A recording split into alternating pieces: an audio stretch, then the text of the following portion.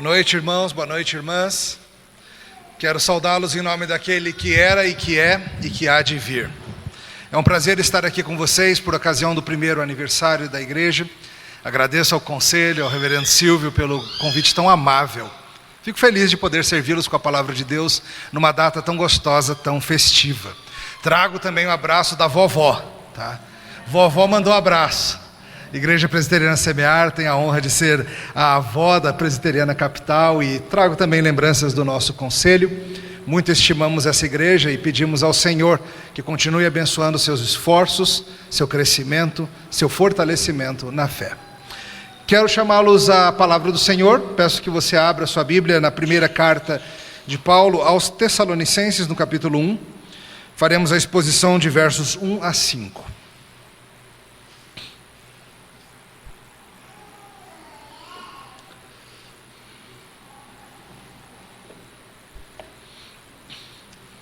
Já acharam? Que rápidos. É que no celular acha rápido, né? Eu fico esperando o povo abrir a página, não sei o quê. O celular é só. Primeiro aos Tessalonicenses 1, de 1 a 5, atenção para a leitura da palavra do Senhor. Assim diz a Bíblia. Paulo, Silvano e Timóteo, à igreja dos Tessalonicenses em Deus Pai e no Senhor Jesus Cristo, graça e paz a vós outros.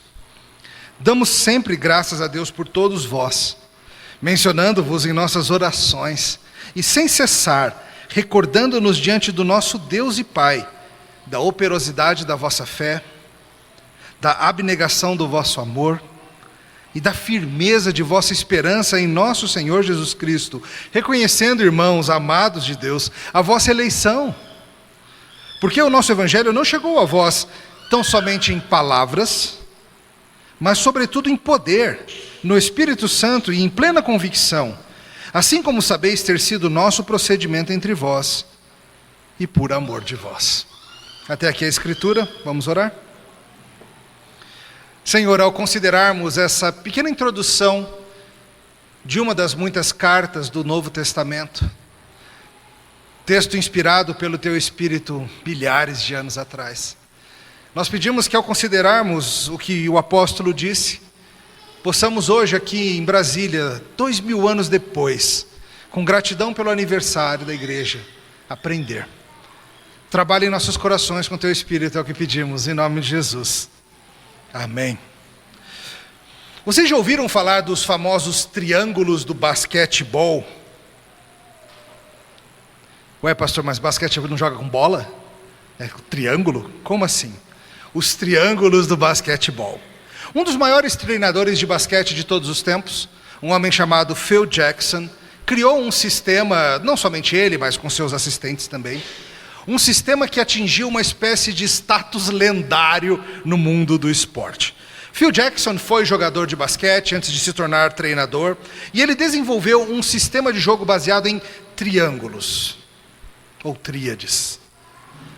Esse sistema ele botou em prática com um dos times mais famosos da história, o Chicago Bulls dos anos 90. Talvez você já tenha ouvido falar de Michael Jordan, que muitos consideram o maior jogador de todos os tempos. O time ganhou 6 campeonatos usando esse sistema dos triângulos. Depois o treinador Phil Jackson foi treinar o time de Los Angeles, os Lakers, e lá ele também instituiu esse mesmo sistema dos triângulos, ganhando mais 3 torneios e assim. Mas como assim triângulos? Você sabe que no basquetebol nós temos 5 jogadores em quadra, certo? Mesmo que você não tenha jogado, você já deve ter assistido. E a ideia dos triângulos é o seguinte: com muito treinamento, com muita repetição, os jogadores se acostumam a fazer uma espécie de movimentação em triângulos. Os jogadores estão constantemente se movendo e se reposicionando para confundir o adversário, de forma que sempre tenha, se eu estou com a bola, eu formo um triângulo com 2 jogadores aqui, e eu formo um triângulo com outros 2 jogadores aqui, de forma que eu sempre tenha muitas opções de passe. Espaçamento, abertura de espaços, versatilidade, imprevisibilidade, confundindo as defesas. Claro, alguns jogadores achavam isso um exagero, achavam muito ruim. O famoso Shaquille O'Neal, um dos maiores gigantes da NBA, achava que complicava demais a coisa. Mas para os jogadores muito inteligentes em quadra, Era um negócio maravilhoso. Jogadores como o próprio Jordan, como o Kobe Bryant, são apenas alguns dos nomes consagrados nos sistemas de triângulos. Por que eles funcionavam tão bem? Porque eles abriam possibilidades de coisas novas acontecerem que os adversários não estavam acostumados. Quando você vê o sistema em funcionamento, se você quiser procura no YouTube, você acha com facilidade vídeos mostrando. Mas quando a coisa funciona, quando os triângulos estão andando bem, gente, parece coisa de outro mundo. Parece coisa do futuro. Parece coisa de outra realidade. Tá, mas e Tessalonicenses com isso, Emílio? O livro de Tessalonicenses é cheio de triângulos. É cheio de tríades. As tríades aparecem muito fortemente na fé cristã, na teologia cristã, porque elas são parte de como o mundo funciona, certamente como reflexo da Santa Trindade. Alguns autores têm muito material legal sobre isso. Se você quiser ler mais, procura John Frame, por exemplo, sobre as tríades dele. Mas hoje nós vamos ver duas tríades, dois triângulos aqui nos nossos meros 5 versículos. E ao entendermos esses triângulos, nós veremos que se nós conseguirmos botar em ação o que o texto nos traz, as pessoas vão olhar para a gente em ação. E em particular os adversários do Evangelho vão olhar para a gente em ação e vão falar: isso é coisa de outro mundo. Parece coisa do futuro. Da onde veio isso?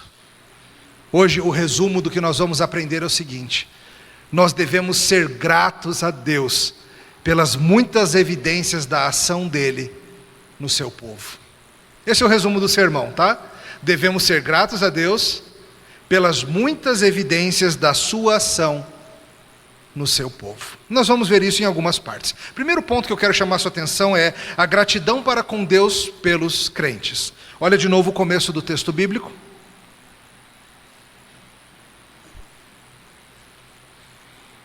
Versículos 1 e 2.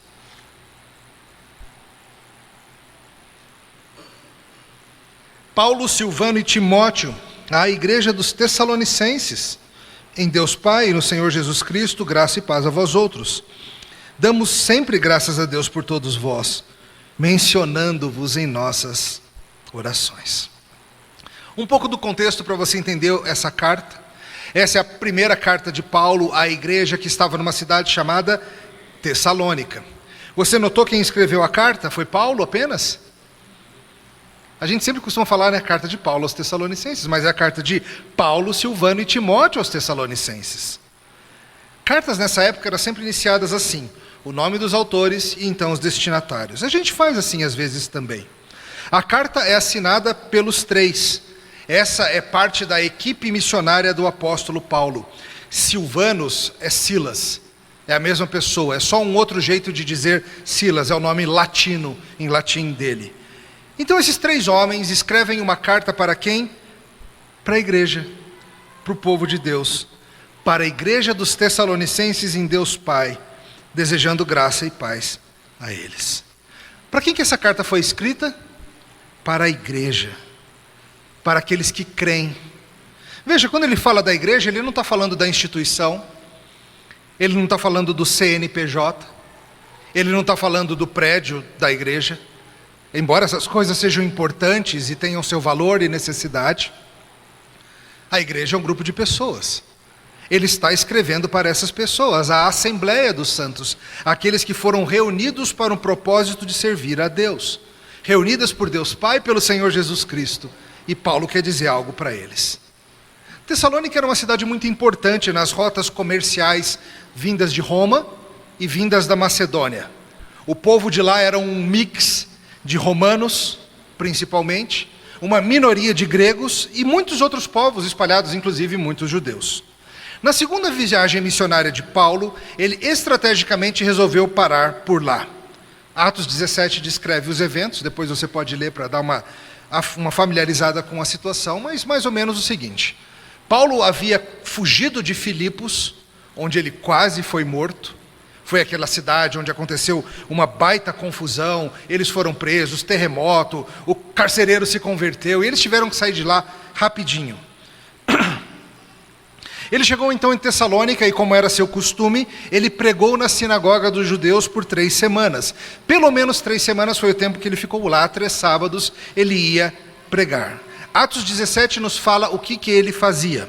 O texto nos diz: e ele arrazoou com eles acerca das Escrituras, expondo e demonstrando ter sido necessário que o Cristo padecesse e ressurgisse dos mortos. Paulo passou 3 sábados falando com a turma judaica com um único objetivo em mente: eu quero que vocês vejam, eu quero que vocês entendam que Jesus é o Messias e que precisava acontecer desse jeito. Ele tinha que voltar da morte, ele tinha que morrer por nós. Qual foi o resultado disso? Atos 17 nos conta que alguns se converteram. Na graça do Senhor, pessoas creram e se uniram a ele. Aconteceu com gregos, aconteceu com mulheres piedosas, aconteceu com gente da alta sociedade, aconteceu com gente comum do cotidiano. Os judeus não gostaram nem um pouco daquilo, arrumaram uma baita confusão. Foram no lado ruim da cidade e arrumaram uma turba de maus elementos. O texto diz, alguns dentre a malandragem da cidade. Já pensou um negócio desse? Os judeus, que deveriam amar a Deus sobre todas as coisas, foram lá conseguir um monte de bandido para botar Paulo para correr. Paulo estava hospedado numa casa de um homem chamado Jason. Eles cercaram a casa de Jason procurando por Paulo e sua turma. Calhou de bem nessa hora Paulo não estar lá. O que eles fizeram? Pegaram Jason, que estava hospedando. Os colaboradores começaram a fazer vis acusações, falando que eles estavam indo contra César, falando que eles estavam indo contra o rei. Desculpinha, eles estavam era com inveja, é o que diz o texto bíblico. Aliás, muitas vezes é assim, sabe? Não esqueça disso. Muitas vezes as objeções que os descrentes apresentam acerca de Cristo e do seu povo, sua igreja, não são a real razão do coração. Eles falaram e falaram, nós estamos acusando porque eles são traidores de César. Não era isso.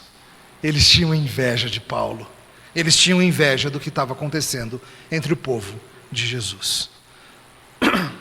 Jason pagou fiança, foram liberados. Naquela noite botaram Paulo para outra cidade, foram para Bereia. Chegando em Bereia, Paulo fez a mesma coisa. Começou a pregar o evangelho. A turma de Tessalônica, os judeus, ficaram sabendo que Paulo estava lá e foram lá aterrorizar também. Ou seja, se você quer seguir a Jesus e você mora em Tessalônica, a coisa está difícil para você. Porque tem um monte de gente nessa cidade disposta a pagar bandido para pôr um fim no povo de Deus. Tem gente nessa cidade disposta a perseguir o povo de Deus, não só na cidade, mas na próxima cidade. Porque odeiam Jesus Cristo. Paulo se foi, ficaram os convertidos, e agora a pergunta é, será que eles estão bem? Paulo estava preocupado com eles, e Paulo mandou Timóteo até lá para averiguar a situação. Afinal, ele deixou uma igreja filhotinha. Mais filhotinha que vocês são uns nenenzinhos, né? 1 ano. Igreja completando 1 ano, mais claro o tempo de congregação. E a igreja de Tessalônica ficou para trás assim, ainda mais jovem do que vocês são. Depois de um tempo, Timóteo traz boas notícias, são boas novas, e Paulo então escreve essa carta para fortalecer aquela turma. Porque veja, havia o real perigo, de uma igreja tão nova, passando por tanta dificuldade, esmorecer. Havia o real perigo de uma igreja tão nova, passando por perseguições e pressões, abandonarem a fé cristã, voltarem para o judaísmo, voltarem para o paganismo. Quem era judeu volta para o judaísmo, quem era pagão volta para o paganismo, finge que nem aconteceu esse negócio de igreja, tranca a porta, apaga a luz e vamos embora. Aquele Paulo passou aqui, falou um monte de coisa sobre esse tal Jesus, foi embora, estamos sem notícias, será que é verdade mesmo? Será que era real? Ou será que aquele Paulo e aquela turma que andava com ele era um bando de charlatães? O evento na casa de Jason mostrou que a turma não estava para brincadeira, não. E Paulo faz uma carta para encorajar aquela turma e falar, ei, coragem. Coragem no Senhor. Como de costume, Paulo tinha algumas correções que ele precisava fazer, inclusive na perspectiva escatológica deles, no entendimento dele do final dos tempos. Aliás, vale a gente dizer isso. Muitos de nós, se não todos, fomos treinados a pensar em escatologia como algo que diz respeito apenas ao que vai vir no futuro.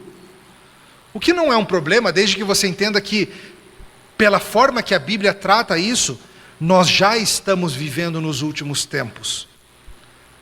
A Bíblia nos indica, os autores do Novo Testamento tratam os últimos tempos como sendo todo esse período entre a primeira e a segunda vinda de Jesus. Na encarnação do Filho de Deus começou a invasão que a eternidade faz, a última fase da existência humana. Depois, se você quiser, eu vou te dar 3 textos, a gente não vai abrir. Atos 2:17, é dito claramente que aquilo que está acontecendo é um sinal de que estavam nos últimos dias.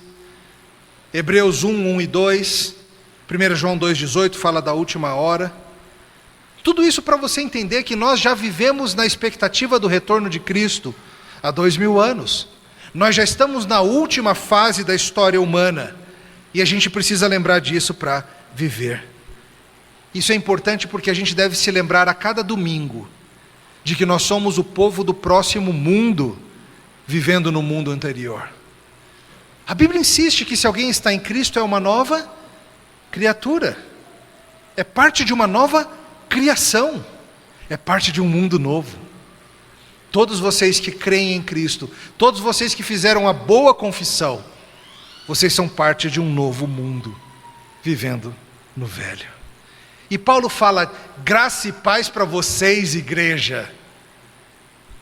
Essa era a forma mais comum de saudação da igreja primitiva, um reconhecimento do que Deus nos deu, assim como um anseio. O que melhor você pode desejar para alguém do que ele tenha mais da graça de Deus e a paz de viver com o Senhor?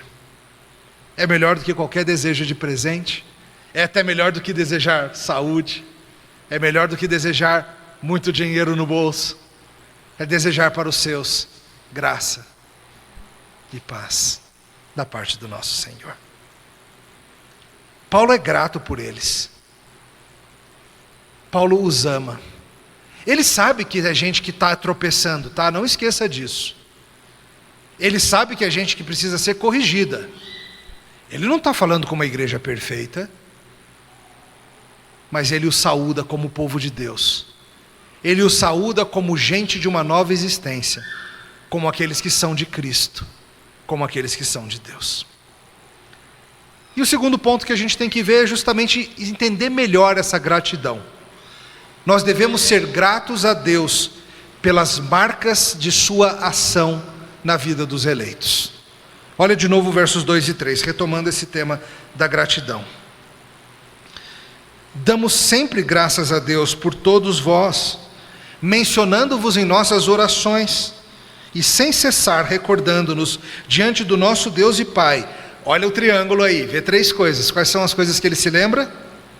A operosidade da vossa fé, a abnegação do vosso amor e a firmeza da vossa esperança. Fé, amor, esperança. Paulo é grato a Deus pelos seus irmãos. Paulo, Timóteo e Silas estão muito gratos ao bom Deus pela vida dos tessalonicenses e pela caminhada deles. Às vezes a gente lê essas coisas, a gente lê a introdução aqui a Tessalonicenses, hoje nós lemos a introdução aos Filipenses, a gente vê alguns elogios que são feitos ao povo de Deus, e às vezes a gente fica pensando, uau, que igreja maravilhosa devia ser aquela, igreja de santos, igreja perfeita, dos sonhos.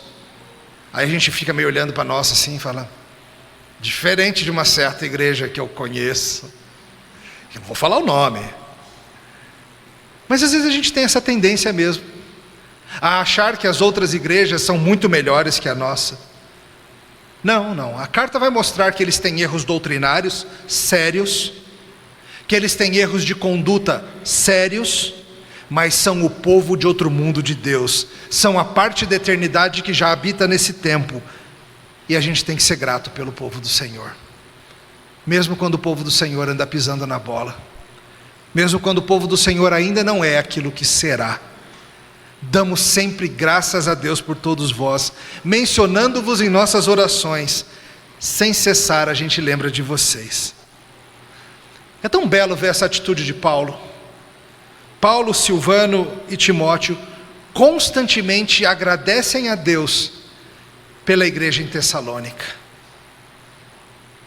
Paulo, Silvano e Timóteo constantemente se lembram, e com certeza conversavam entre eles: como será que está o fulano? E aquele pessoal, será que estão firmes? Será que estão desanimados? Vamos orar por eles agora mesmo? Isso é tão belo, e a gente faz isso tão pouco, não é verdade? Veja, não é que Paulo é super amigão deles, não. Teve alguns lugares no Novo Testamento em que Paulo passou muito tempo. Ele passou um bom tempo em Éfeso, por exemplo, alguns anos. Pelo que a gente sabe, Tessalônica foi um mês. Mas ele trocou o coração com aquela turma. Ele anunciou o evangelho para eles e eles se tornaram parte dele. Paulo, Timóteo e Silas com frequência falam: obrigado, Senhor, pelo pessoal lá de Tessalônica. Eu quero te convidar a isso também, meu irmão, minha irmã. A que você comece a incluir nas suas orações um momento de simplesmente agradecer a Deus pelos seus irmãos de outras igrejas. Eu espero que você agradeça pelos da sua, pelo seu pastor, pelos seus presbíteros, pelos seus pastores e presbíteros, diáconos, pelos líderes. Mas agradeça a Deus pelo povo dele espalhado pela terra. Quando a gente se junta para adorar no domingo, nós somos um pedacinho do povo de Deus. Nós somos uma pequena expressão local do povo de Deus que se espalha pelo mundo, pelas eras e pela eternidade. E a gente tem que ser grato a Deus por esse povo. Quanto tempo de suas orações é dedicado a simplesmente agradecer a Deus pela vida de outros crentes? Não muito tempo atrás eu me lembro de assistir um culto de celebração de 25 anos de pastorado do reverendo Carl Kelberkamp, pastor titular da igreja em que eu servi nos Estados Unidos nos meus anos por lá. E eu fiquei assistindo aquele vídeo e revendo as pessoas. Eu vi fotos, eu queria ter ido, não pude ir. Eu vi vídeos, eu vi pessoas, e o coração fez tanta cosquinha. Sabe quando o coração faz cosquinha? Por lembrar de gente que eu conheço, e que eu olhava e falava assim: tem 8 anos que eu nem penso nesse irmão que me cuidou tão bem. Tem 8 anos que eu não troco uma mensagem com aquele casal que me levou para jantar na casa deles e foi tão bom. E eu fiquei pensando quão ingrato eu sou a Deus pelos meus irmãos. Todos nós já tivemos muitos irmãos que passaram na nossa história. Os tessalonicenses passaram na história deles. Vocês, sendo uma igreja jovem, eu sei que alguns de vocês talvez tenham se convertido aqui por ocasião desse trabalho, mas vocês vieram de outros lugares, vocês passaram por outros pastos. Agradeça a Deus por eles, ainda que você tenha dificuldades, ainda que você tenha problemas. Agradeça a Deus pelos seus irmãos. O agradecimento de Paulo não é, entretanto, apenas algo solto. Obrigado por eles, Senhor. Tem coisas específicas em mente. O que ele fala? O triângulo. Olha o triângulo que muda o mundo. Olha o triângulo que faz você parecer gente de outro mundo. Fé, amor, esperança. Quando o povo do Senhor opera em termos de fé, amor e esperança, os adversários da fé cristã olham e ficam assombrados, porque parece mesmo algo de outro mundo. Quem está acostumado a viver do velho jeito de jogar basquete, quando olha a gente em ação de verdade, fica chocado, do jeito bom de choque. Veja, ele fala sobre a fé ser operosa. O que significa isso? Veja, Paulo não descreve, mas a gente pode imaginar, não pode? A Bíblia nos fala que uma fé sem obras é morta. Por certo, o que ele está dizendo é que a fé deles não era morta, era uma fé cheia de obras, uma fé cheia de operações. Certamente evangelismo, certamente cuidado mútuo. Essas pessoas creram em Cristo e isso mudou a vida delas. certamente a maneira que elas gastavam seu tempo, seu dinheiro, seus sonhos, seus talentos. A fé fazia com que eles agissem de forma diferente. A igreja deve ser isso, o lugar onde a gente encontra pessoas que creram, e porque creram em Cristo, elas agem de um jeito diferente do que se espera por esse mundo. Além disso, o texto nos fala da abnegação do amor.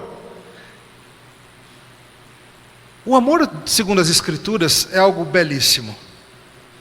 É a disposição de negar a si mesmo, pelo bem do amado, pelo bem da pessoa querida, pelo bem da pessoa amada. Veja, quando Paulo fala da abnegação do amor, ele não está falando assim, gente, vocês são românticos demais, coisa linda. Eu vejo os stories de vocês, como vocês são românticos, né? Passeio à luz de velas, jantar, passeio no lago e tal. Ver vocês parece um filme da Julia Roberts ou qualquer coisa assim. Alguns de vocês nem sabem quem é, né? Tem que atualizar minhas ilustrações, pastor Silvio. Depois vocês me dizem quem é a atriz romântica do dia.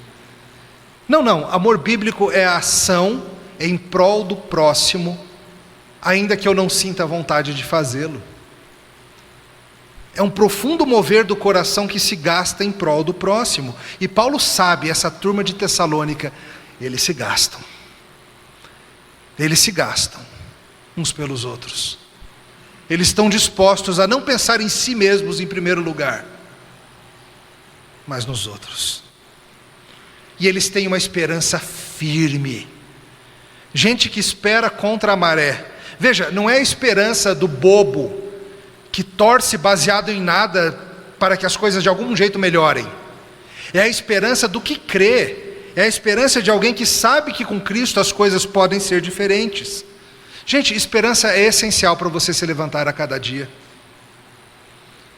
Esperança é essencial para você lutar nas coisas difíceis, como por exemplo um casamento que está definhando, para insistir com filhos que andam rebeldes, para investir numa amizade que de alguma forma se fraturou. A esperança de que no Evangelho nós temos soluções para as coisas. A esperança de que em Cristo o mundo muda. Veja, a nossa esperança não é no homem, não é no Brasil, não é em nenhum político, não é na economia, não é na nova contratação do seu time. Todas essas coisas são falíveis, mas se a nossa esperança está em Cristo, ela está firme. E Paulo reconhece que aquela igreja tem isso. Fé, amor e esperança são características marcantes de um povo de outro mundo, que carregam em si isso e operam num nível superior. Paulo é grato a Deus porque ele vê essas coisas neles. Um autor chamado Greg Beale explica o seguinte: com muita frequência, as igrejas tendem a dar graças a Deus apenas pelas coisas visíveis e quantificáveis, como um novo prédio, um aumento na membresia, a gente gosta de aumento da membresia, claro, um aumento na contribuição. Mas Paulo está disposto a dar graças por realidades que não podem ser quantificáveis, como fé, amor e esperança. Como é que você mede ações de amor? Como é que você bota no relatório para o presbitério o aumento da fé? Ou a firmeza da esperança? Esses relatórios são projetados para trazer números apenas. Quantas pregações, quantas santas ceias, quantos isso, quantos membros, quantas... Mas Paulo está mais endereçado em coisas que não dá para medir com números. Ele sabe que ele tem fé. Ele sabe que ele tem amor e esperança. Igreja Presbiteriana Capital, esse é meu encorajamento para vocês. Se vocês lutarem nessa tríade, nesse triângulo, essa igreja vai brilhar. Se vocês forem um povo cuja fé é operosa, não um povo cuja fé é morta, mas um povo cuja fé significa nós vamos agir, baseado no que cremos, na vida pessoal, na vida familiar, na vida eclesiástica. Se vocês forem um povo que amam uns aos outros a custo próprio, e se vocês forem um povo que esperam no Senhor, esse mundo vai olhar para vocês e vai ficar chocado com o que vê. E as outras igrejas serão gratas a Deus por vocês. Esse é o desafio. E aproveito e trago uma outra aplicação, que é a ideia do encorajamento mesmo. Nós somos péssimos em encorajamento mútuo. Péssimos. A gente fica com medo da pessoa ficar metida, a gente fica com medo da pessoa se achar, sei lá, a gente tem muitos medos para elogiar e para encorajar. Paulo não tem não. Paulo faz questão de começar a carta listando o que ele tem a elogiar nos seus irmãos. Ele vai ter correções, ele vai ter críticas, vai sim. Mas antes de entrar nisso, ele quer se assegurar de que aquela turma entende que ele os ama e que ele reconhece as marcas da obra de Deus no meio deles. E eu te chamo a fazer o mesmo. Você vê alguém na sua igreja local que se mostra operoso na fé?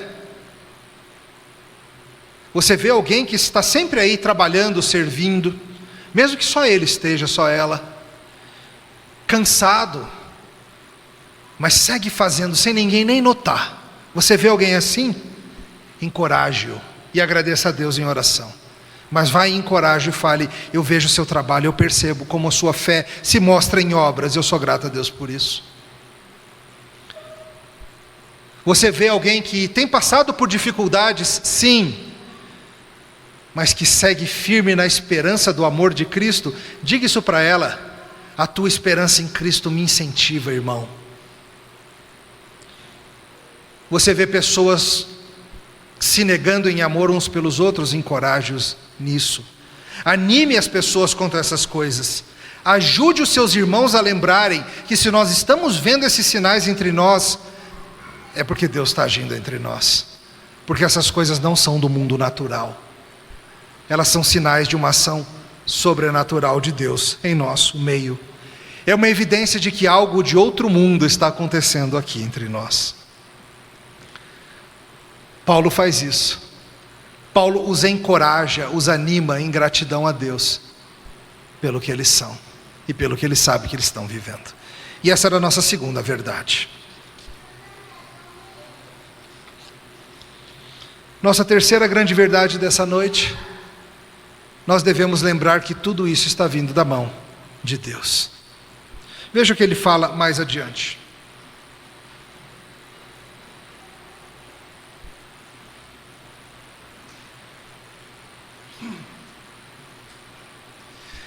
Reconhecendo, irmãos amados de Deus, a vossa eleição, porque o nosso evangelho não chegou até vós tão somente em palavras, mas sobretudo em poder, no Espírito Santo e em plena convicção, assim como sabeis ter sido o nosso procedimento entre vós e por amor de vós.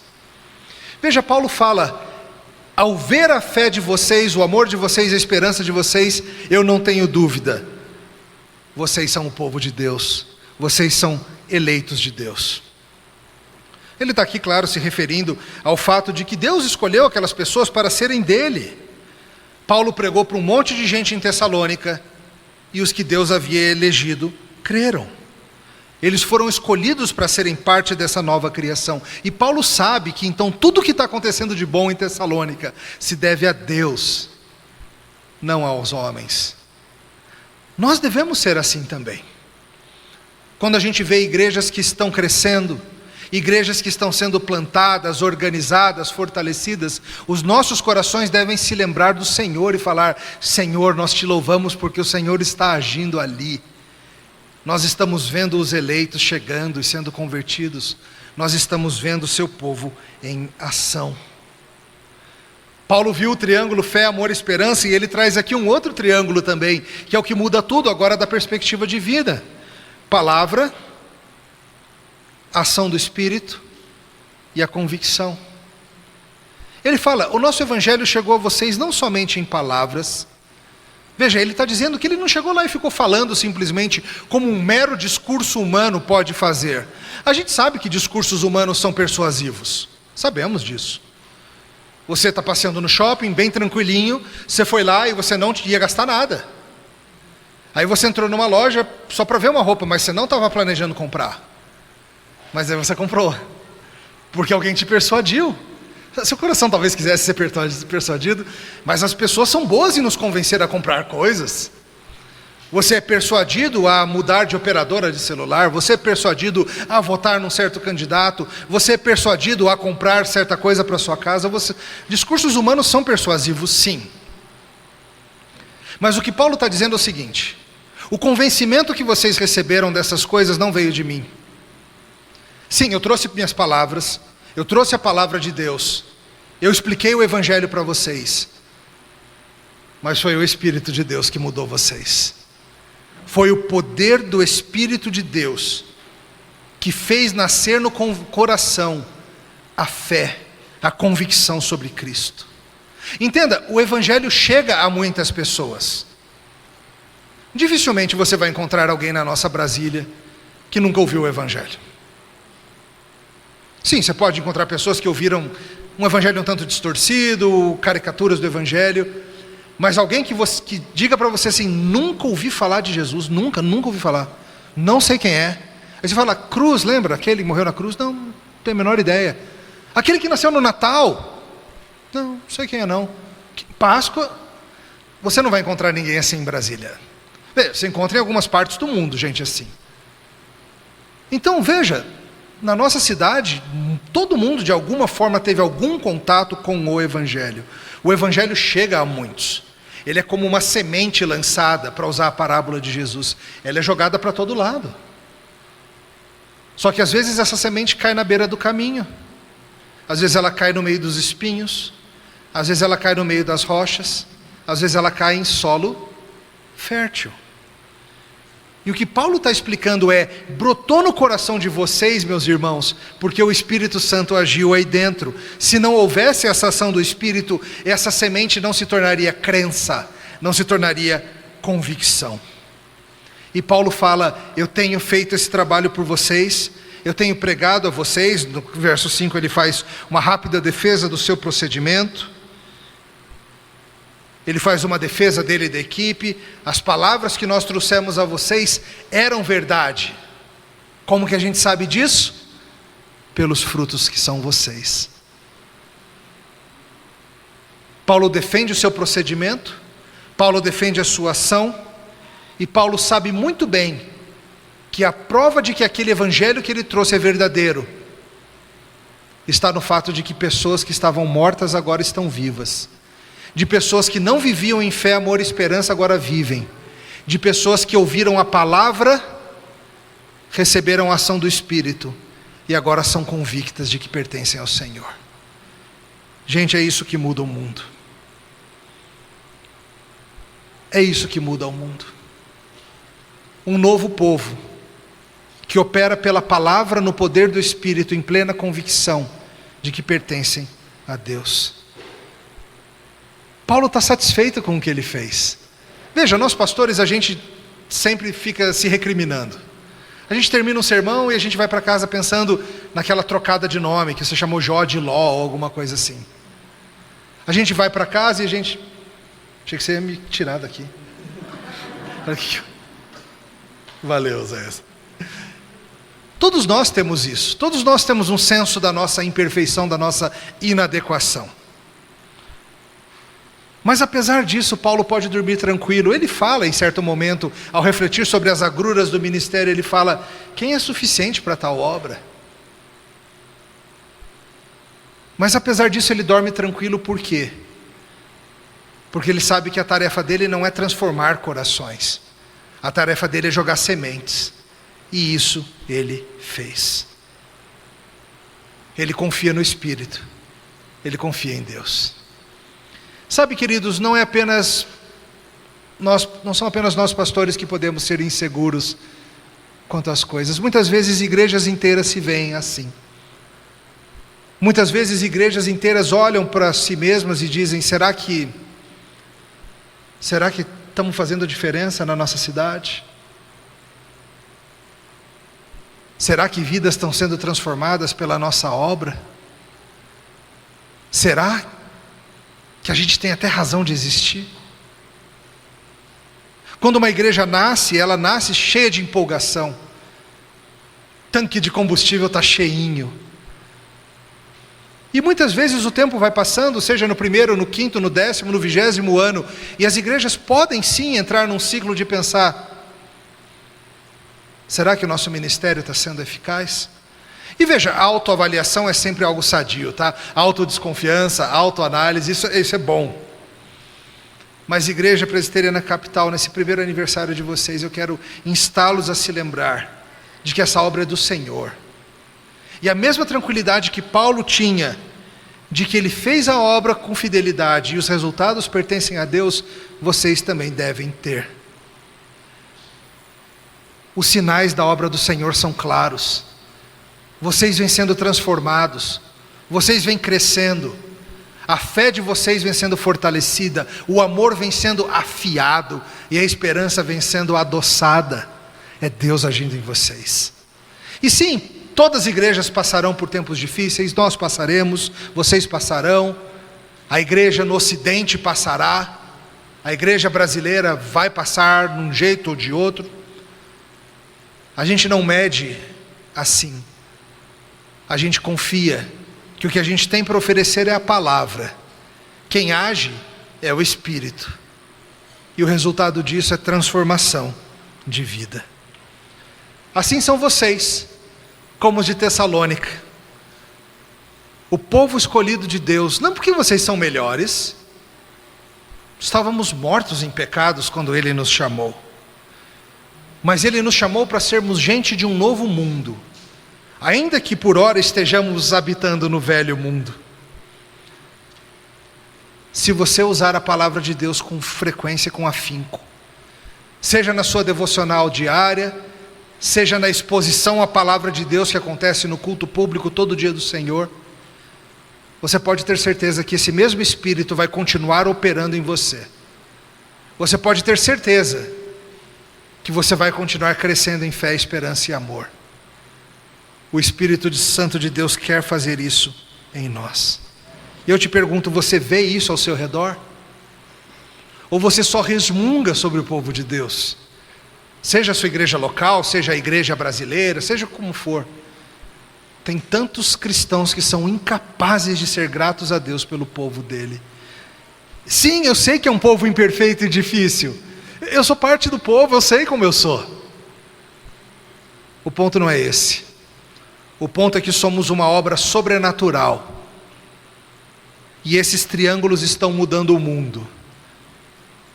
Palavra, Espírito e novo nascimento, gerando um povo que vive em fé, amor e esperança. E quando nós operamos em conjunto nesses termos, queridos, esse mundo fica assombrado.